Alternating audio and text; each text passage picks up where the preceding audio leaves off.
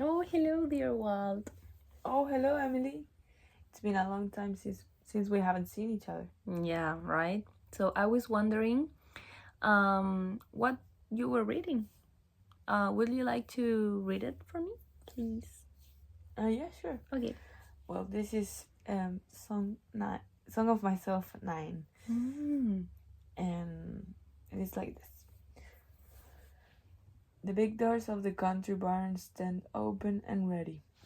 The dry grass of the harvest time loads the slow drawn wagon. The clear light plays on the brown, gray, and green intertwined. The harmfuls are packed to the sardines now.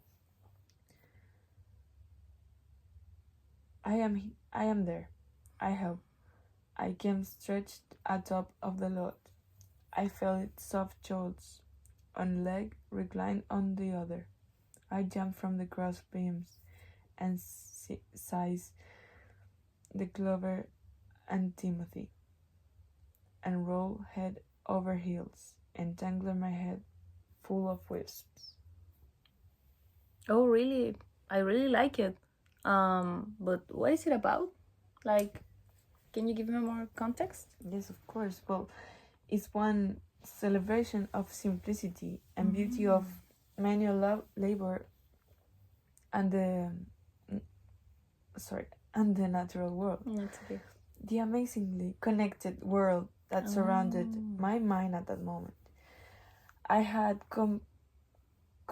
contemplated my environment carefully, and then I came up with the idea that some of the things around me were playing.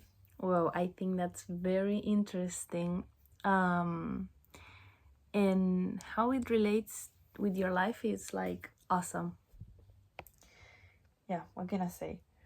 I'm a man with very deep thoughts. Ay, please, Walt, don't be presumptuous. I'm a writer too. You're right, honey. I'm sorry. I should ask you more about your work too. For sure. I want to tell you about my poem, Fate is a Fine Invention. Because here I try to compare a man of faith with a man of science. The microscope, for example,